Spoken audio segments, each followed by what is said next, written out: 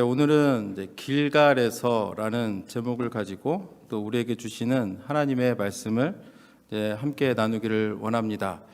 지난 시간에 이제 길갈에 대해서 잠깐 이제 말씀을 드린 적이 있는데, 길갈은 굉장히 중요한 지역입니다. 지도를 보면 우리가 아는 것처럼 그 시딤이라는 곳은 그들이 요단강을 건너기 전에 머물렀던 이제 최후의 수경지가 됩니다. 그리고 그곳에서 이제 여호수아를 이제 모세의 뒤를 이은 이제 지도자로 세우고 요단강을 건너가게 되는데, 요단강을 건너서 이제 첫 번째 그들이 진을 치고 이제 머물렀던 곳이 바로 길갈이라는 곳입니다.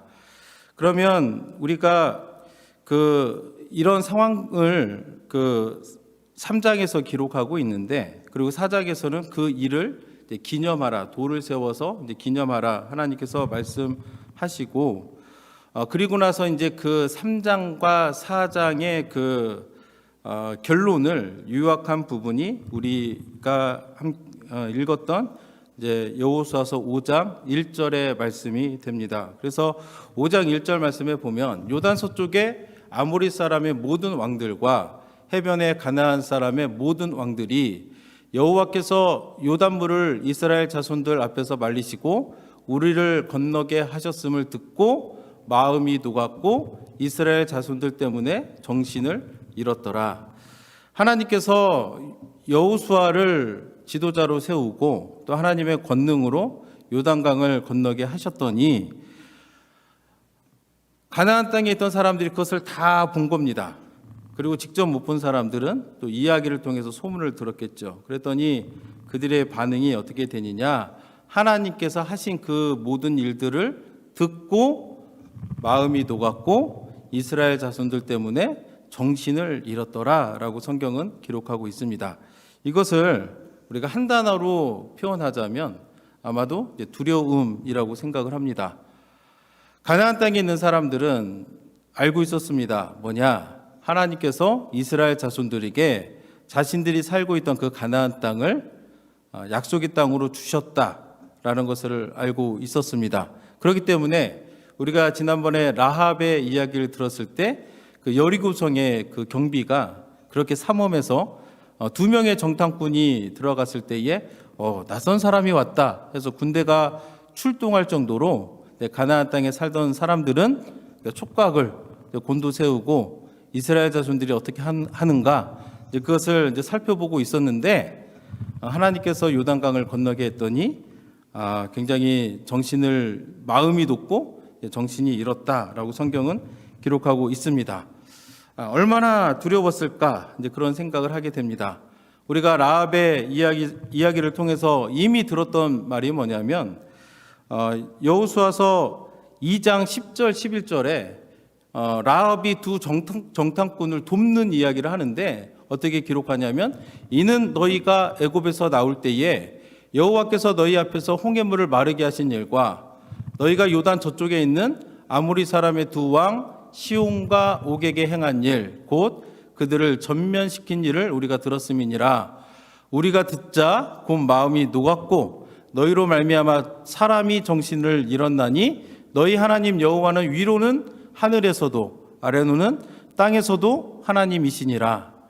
이미 가나안 땅에 살던 사람들은 40년 전에 하나님께서 행하신 일들로 인해서 이미 마음이 녹았고 정신을 잃었었는데, 40년이 지나서 그와 비슷한 매우 흡사한 기적을 하나님께서 더 행하시니까 얼마나 이 가나안 땅에 있는 사람들이 마음이 두렵고, 그래서 그것을 듣자마자 성경은 마음이 녹았고 이스라엘 자손들 때문에 정신을 잃었다라고 그렇게 성경은 기록을 하고 있습니다. 지금 이 상황이 지금 우리가 마주하고 있는 여호수아서 5장의 상황입니다. 우리가 아는 것처럼 요단강을 건넌 것은 그 땅을 빼앗기 위해서 이제 그 강을 건너서 이제 가나안 땅에 들어간 겁니다. 그러면 우리 생각으로 따지면 적들이 이렇게 마음이 놓고 정신을 잃었을 때가 사실은 공격하기에는 가장 좋은 타이밍이다라는 생각이 듭니다. 이것은 누구라도 이제 그렇게 생각을 하겠죠. 그런데 이렇게 말씀을 읽다 보면 깨닫는 한 가지는 뭐냐? 우리 생각과 하나님의 생각은 다르다라는 것을 깨닫게 됩니다.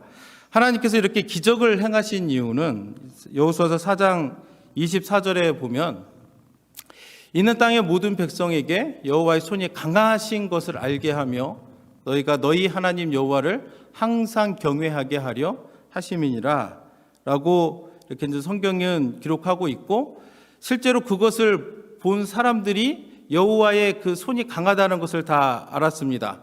그렇기 때문에 이스라엘 백성들은 사기가 올라갔을 것이고 또 그들은 하나님을 경외했을 것이고, 반대로 5장 1절에 기록된 것처럼 이방 사람들은, 가나안 땅에 그 거하던 사람들은 여호와의 그 강한 손으로 말미암아서 마음이 높고 정신을 잃었고 그 하나님 때문에 두려움에 떨고 있는 이 상황, 이때가 공격하기에는 가장 좋은 상황일 텐데 하나님께서는 뜻밖의 말씀을 여호수아에게 주는 것을 우리가 보게 됩니다.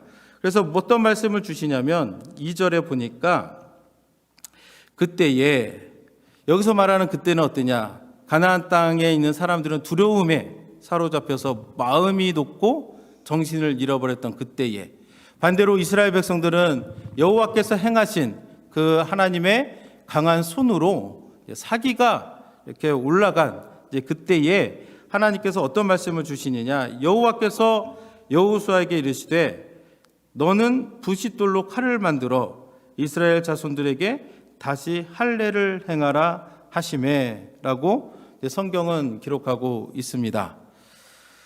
할례를 행한다라는 것은 매우 우리 생각으로는 전쟁을 앞두고 있는 이스라엘 민족들의 상황을 비추어 볼 때 상식적인 말씀이 아닙니다. 할례는 남자의 몸을 굉장히 불편하게 만듭니다. 그래서 저도 어린 시절에 이렇게 보면은 고래를 잡았다, 막 이렇게 아이들이 이제 표현을 합니다. 그래서 아무래도 이제 거동이 불편하고, 그러니까 이스라엘 백성들이 전쟁을 해야 되는데 할례를 행한다라는 것은 전쟁을 앞둔 민족이 취할 행동이 아니다라는 것을 우리가 쉽게 생각을 할 수가 있습니다. 창세기 34장에 보면 야곱의 그 가족의 이야기가 나오는데, 야곱이 그 딸이 하나 있었는데 이제 디나라는 딸이 하나 있었습니다. 그런데 디나를 짝사랑했던 그 하몰의 아들이 이제 디나를 강간을 하게 되고, 이제 그로 인해서 야곱의 아들들은 어떻게 이야기를 하냐면 우리는 하나님의 그 자손이기 때문에 디나와 결혼을 하려거든 너희도 할례를 받아라라고 그렇게 이야기를 합니다. 그래서 그 말을 믿은 그 세겜의 그 족속이 이제 할례를 이제 다 받게 되는데, 그 틈을 타서 야곱의 두 아들 시므이와 시므온과 레위가 그 족속들을 다 칼로 이제 죽이게 되고, 또 나중에 그 주변 민족들의 보복을 두려워해서 이제 피하는 장면이 창세기 34장에 이제 기록되어 있는데, 이처럼 전쟁을 앞두고 할례를 받는다라는 것은 굉장히 상식적인 말씀이 아니고, 그리고 사기가 가장 드높았을 때에, 적들은 사기가 가장 땅에 떨어졌을 때에 그 공격의 그 시점을 잡지 않고 그 순간에 할례를 행한다. 이게 보통의 사람의 눈으로 보면은 굉장히 어리석은 명령처럼 보이는데 하나님은 그렇게 하라라고 말씀합니다. 그 이유는 어차피 전쟁은 하나님께 속한 것이기 때문에 너희가 할례를 받아도 내가 나의 힘으로 그 땅을 너에게 주겠다라고 하는 그 의미가 이제 그 명령 안에는 숨겨져 있는 겁니다.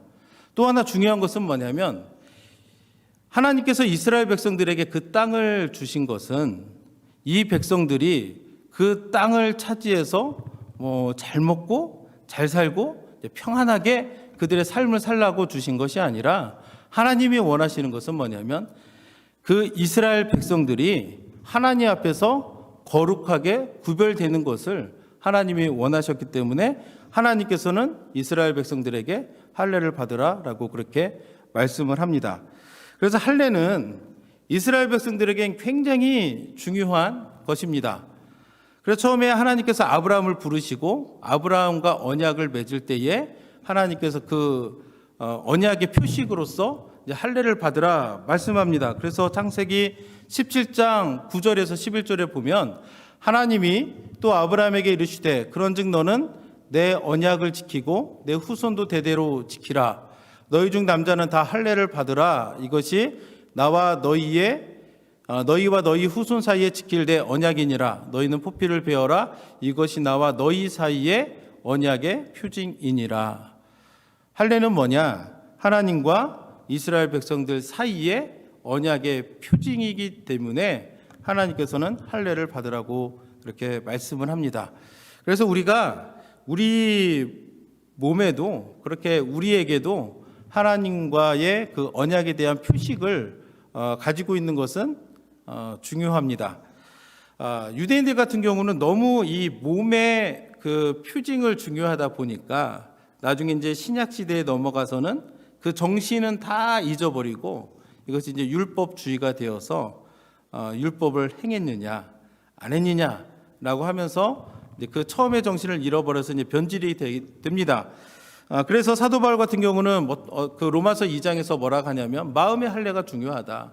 그리고 빌립보서 3장 3절에서도 성령으로 하나님을 섬기는 것이고 그리스도를 자랑하는 것이고 또 몸의 것을 자랑하지 않는 그것이 바로 진정한 할례다라고도 그렇게 이야기를 합니다. 그런 맥락에서 보자면 우리도 하나님 앞에서 우리가 올바른 믿음의 생활을 지켜나가기 위해서는 우리도 뭔가를 기억하는 것이 굉장히 중요합니다.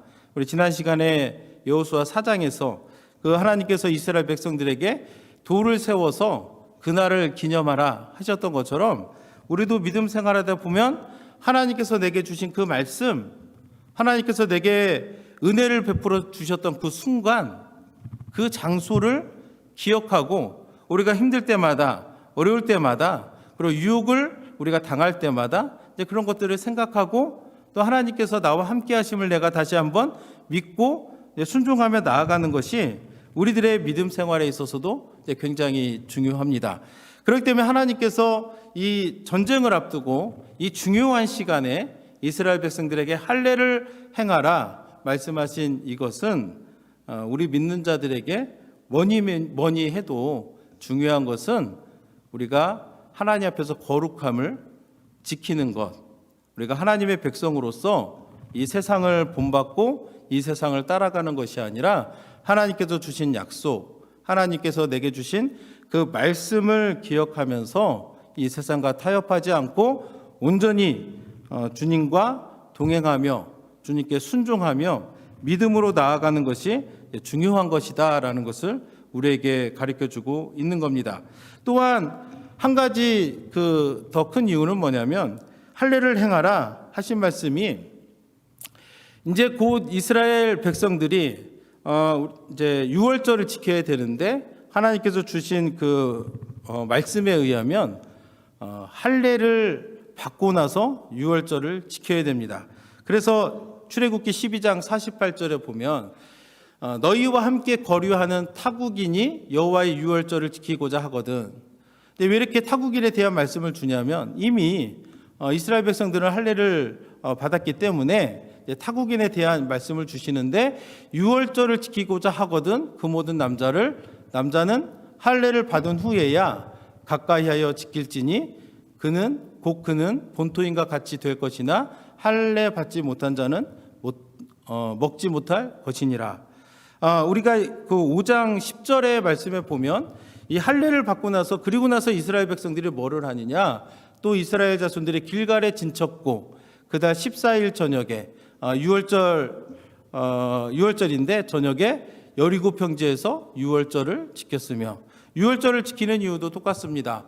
내가 하나님의 백성입니다라고 하는 것을 선포하는 그런 의미를 가지고 있기 때문에 유월절을 지키기에 앞서서 하나님께서는 이 백성들에게 먼저 할례를 행함으로 너희 마음의 그 거룩함을 너희 마음의 그 거룩함을 지킬 것을 미리 준비하라고 하나님께서는 그렇게 말씀을 하고 있는 것을 우리가 보게 됩니다.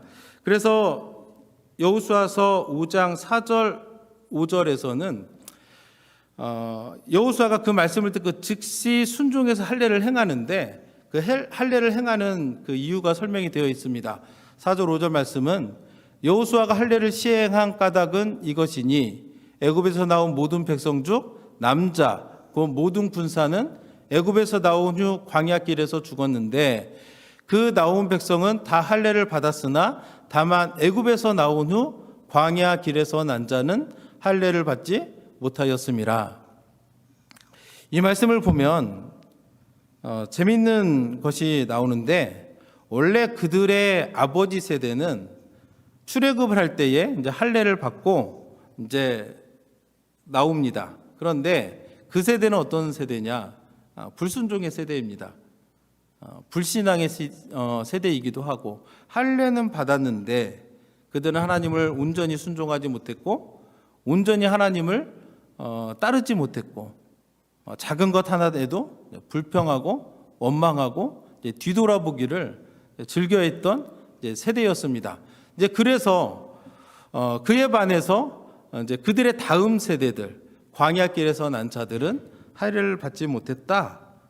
그러면서 이 상황을 6절 7절에서 좀 더 설명을 하는데 6절에 보면 이스라엘 자손들이 여호와의 음성을 청종하지 아니하므로 여호와께서 그들에게 대하여 맹세하사 그들의 조상들에게 맹세하여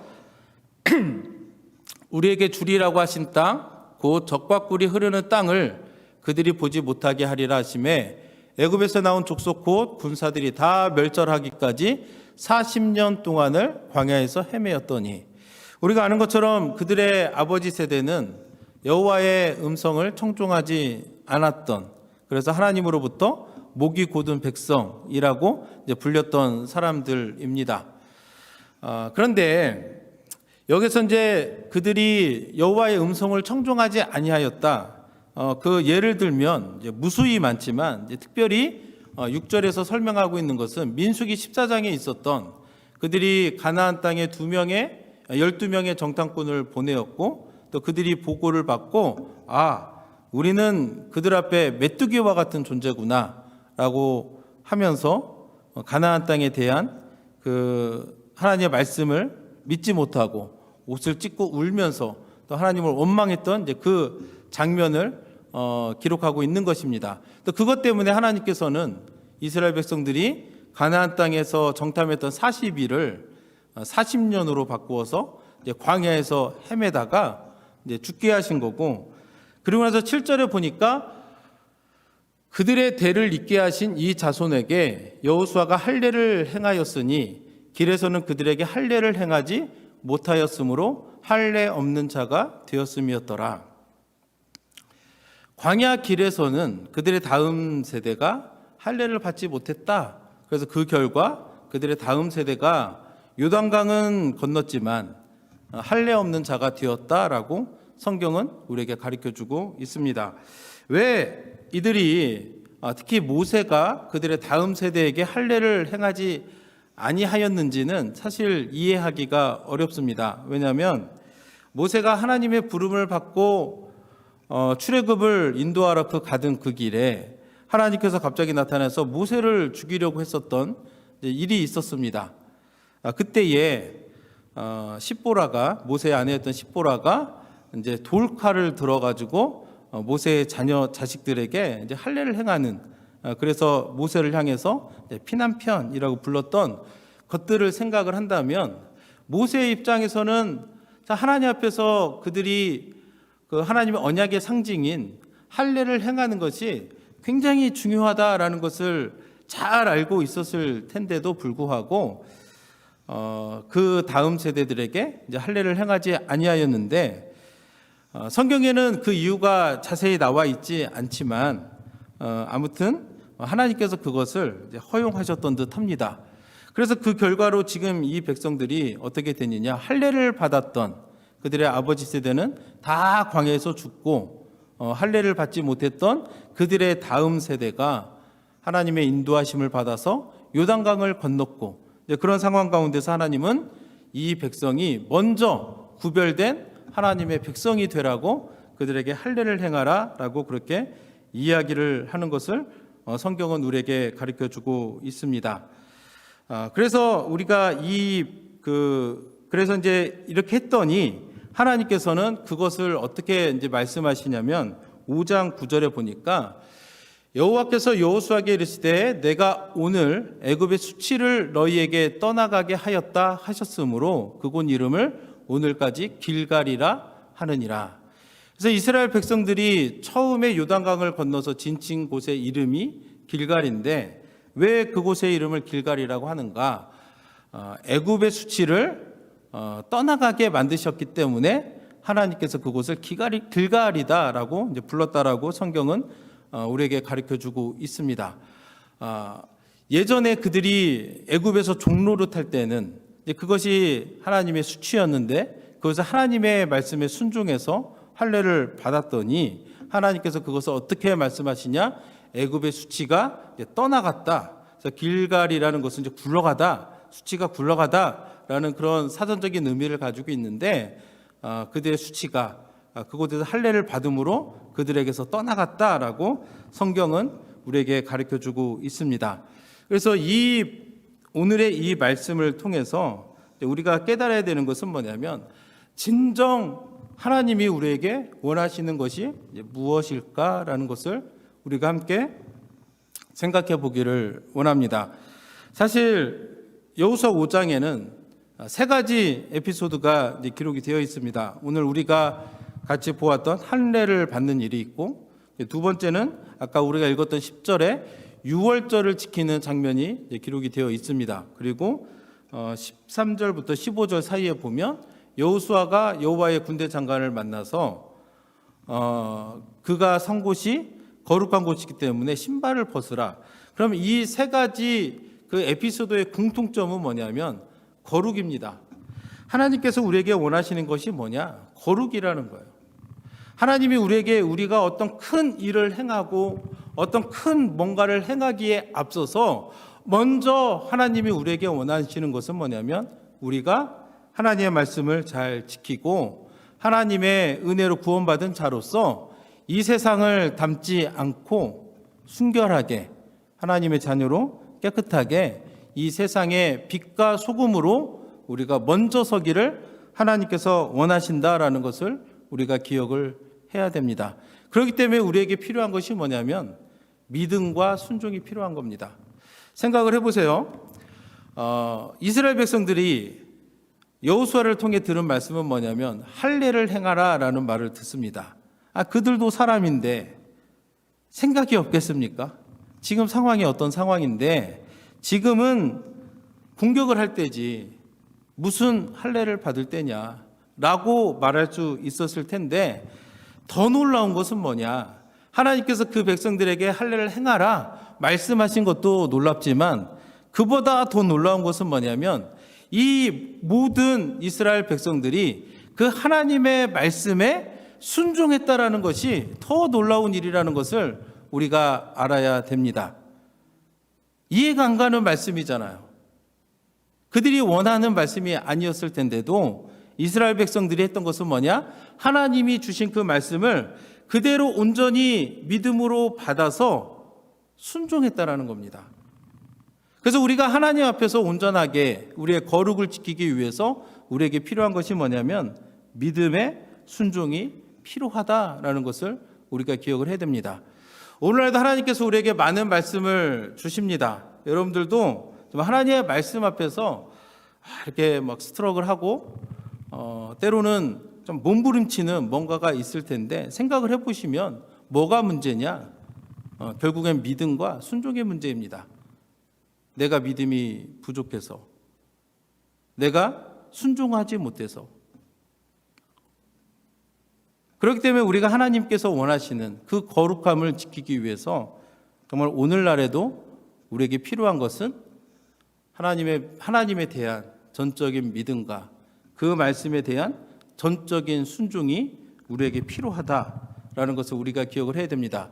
신명기 10장 12절 13절 말씀을 함께 읽길 원하는데 말씀에 보면 이스라엘아 내 하나님 여호와께서 내게 요구하시는 것이 무엇이냐 곧 내 하나님 여호와를 경외하여 그의 모든 도를 행하고 그를 사랑하며 마음을 다하고 뜻을 다하여 내 하나님 여호와를 섬기고 내가 오늘 내 행복을 위하여 내게 명하는 여호와의 명령과 규례를 지킬 것이 아니냐. 여기서 분명하게 우리에게 가르쳐 주시는 것이 뭐냐? 하나님께서 우리에게 요구하시는 것이 무엇인가를 정확하게 우리에게 말씀하고 있습니다. 그것은 뭐냐면 우리가 하나님 앞에서 순결하게 하나님의 말씀을 순종하고 여호와를 섬기는 겁니다. 그러면 그 이유가 뭐냐? 우리가 하나님 앞에서 말씀을 지키고 순종하고 믿음으로 살고 우리의 거룩을 지키고 이런 것들이 우리는 잘못 생각하면 하나님을 위해서 그것을 한다라고 우리가 생각하기가 쉽습니다. 그런데 오늘 말씀에서 우리에게 분명하게 알려주는 것은 뭐냐면 내 행복을 위해서 그렇게 하라는 겁니다. 내가 하나님의 앞에서 내가 순결을 지키면 결국에는 누가 좋은 겁니까? 내가 하나님 앞에서 순결을 지켜야 되는 그 이유가 하나님을 위해서 그렇게 하는 겁니까? 아니면 나를 위해서 내 자신의 복과 내 자신의 행복을 위해서 내가 순결을 지켜야 됩니까? 성경이 우리에게 가르쳐 주는 것은 뭐냐면 우리를 위해서 그렇게 하라는 거예요. 내 행복을 위하여 내게 명하는 여호와의 명령과 규례를 지킬 것이 아니냐. 그래서 우리가 너무나도 많은 순간에 우리가 하나님 앞에서 해야 되는 여러 가지 일들을 생각할 때 우리는 내가 하나님을 위해서 일을 해야 된다라고 생각을 합니다. 너무나도 많은 순간에 우리는 어떤 생각을 하냐면 내가 나의 거룩보다도 뭔가 일을 많이 하면 하나님이 기뻐하실 거라고 생각을 합니다. 그런데 오늘 말씀이 우리에게 주는 메시지는 그게 아니라는 겁니다. 왜 우리가 거룩을 지켜야 되느냐? 왜 우리가 하나님의 말씀을 믿음으로 받고 온전히 순종해야 되는가? 하나님 때문이 아니라 우리 자신을 위해서 그렇게 해야 된다는 거예요.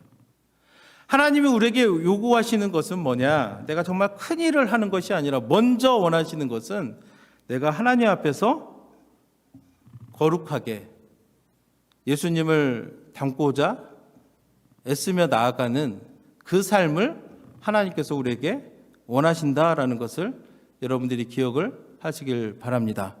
그래서 지금 이 순간에도 여러분들 다 하나님의 말씀 앞에서 온전히 순종하지 못하는 그 무언가가 있을 거라고 생각을 합니다. 그러면 바라기는 믿음으로 그리고 온전히 순종하면 결국에는 그것을 하나님께서 기뻐하시고 내 생각에는 내가 이걸 하면 큰일 날 것 같고 안 될 것 같은 생각이 들지라도 하나님의 손이 나를 지켜주셔서 내가 가장 복된 길로 가장 형통한 길로 나아간다라는 것을 여러분들이 믿으시기를 바랍니다. 전쟁을 앞두고 그들이 할례를 받았지만 그들이 가나안 족속들에게 공격을 당해서 그들이 큰일을 당했느냐? 아닙니다. 오히려 이 이후에 이들은 하나님의 은혜 안에서 하나님의 강한 손이 늘 함께함으로 승승장구해서 이제 가나안 땅을 차지하는 것을 우리가 보게 됩니다. 그래서 오늘도 여러분들이 기억해야 될 한 가지, 하나님이 내게 원하시는 것은 무엇인가? 그리고 내가 왜 하나님 말씀에 순종해야 되는가? 하나님 때문이 아니라 먼저 나를 위해서 내 행복을 위해서 하나님께서 여호와의 모든 명령과 규례를 지키라 말씀하신다. 이 말씀을 기억함으로 여러분들이 늘 여러분들의 삶 속에서 하나님 말씀에 정말 이스라엘 백성들처럼 믿음으로 순종하고 믿음으로 반응해서 늘 하나님 앞에서 인정받는 그리고 승리하는 저와 여러분들이 되기를 예수님의 이름으로 축복합니다.